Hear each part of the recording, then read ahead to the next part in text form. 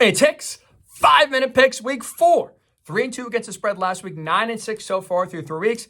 Let's get just winners here this week. First one, Friday night in the Big Ten, a good one. Number 24, Illinois, and number 22, Nebraska. Cornhuskers, 8-point favorites. Most people assume going to this game, quarterbacks will be a big key. Dylan Raiola for Nebraska, Luke Altmaier for Illinois, both having really good seasons.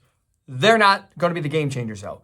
This game is going to be decided in the trenches with the big fellas. It's going to be a war down there. Nebraska's winning this game because their offensive line, their defensive line, it is better. Both teams are really good at preventing you from scoring points, both top 15 nationally in terms of scoring defense, which means both offenses, in order to have success, have to be able to run the ball and also throw the ball, play complementary football. I think that favors Nebraska more. Here's why.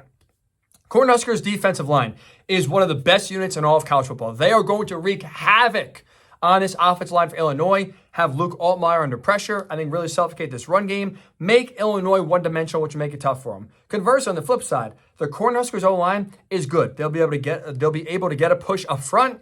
They've only allowed 1 sack so far against Raiola, so they've been able to protect him as well. So in the battle of the trenches here, in an old-school Big Ten game, give me Nebraska 24, Illinois 20. The Cornhuskers snap a streak and win this game of 24 straight L's to ranked opponents. They snap that streak. Nebraska wins. Illinois, though, does cover the 8-point spread. Next game, it's sticking the Big Ten on Saturday. Number 11, USC, and number 18, Michigan. Trojans, 5.5-point favorites. I had a lot of questions about USC coming into the year. Biggest one was, are they going to be tough enough to compete in the Big Ten? That question was answered immediately. Week 1 against LSU, when LSU tried to run the ball down their throats, USC said, no. We're going to stuff that. We're going to meet you at the line of scrimmage. We are going to prove we are tough enough. And so I think USC is going to the Big House, winning this game and covering the spread because I don't know how Michigan has success offensively. They made a quarterback change this week, Alex Orji, who's more dynamic, more athletic than Davis Warren, but also a guy who can't throw the ball. The Wolverines do not trust in the pass. So the ground game is going to be featured early and often. And even though the Wolverines got the ground game going last week, I don't think it's sustainable against right now a USC defense that is one of the best in the country. They're 34th in terms of rushing yards allowed per game, which is a drastic turnaround from last year where they were 117th. Danton Lynn, the new DC, great job so far turning this Trojans defense around. And so if Michigan can't run the ball, which I don't think they'll be able to do, how are they scoring? Can't pass the ball. So this to me is USC win written all over it. They are going to out-tough the Wolverines. 27-13 USC wins and covers in the Big House. Let's go to the Big 12. Number 12, Utah at number 14, Oklahoma State Utes. 2.5-point favorites on the road. Give me Utah. Give me them to cover because of one word. Trust. I trust Utah way more in this game than I ever could Oklahoma State. I trust Cam Rising, coming back from a finger injury in which he missed last week's game, to still play at a very high level.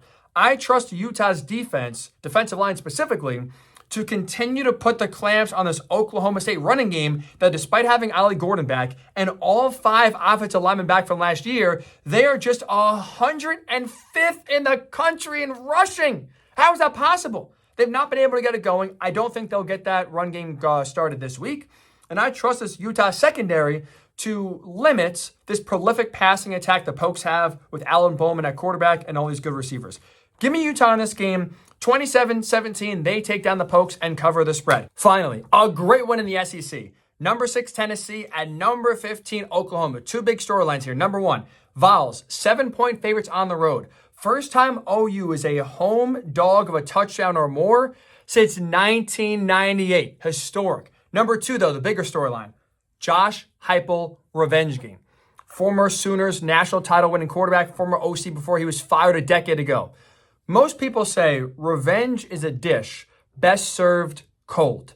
Josh Heupel would disagree with that. He would tell you revenge is a dish best served by dropping 50 on your head. Now, I don't think they're getting to 50, but I think they're coming close here. Give me the Vols and a big one here. Nico Iamaleava has been as good as advertised. He is very dynamic. I don't see this Oklahoma defense, even though it's the best it's been under Brent Venables, and they've been elite at causing turnovers, number 1 in the country so far with 10 takeaways.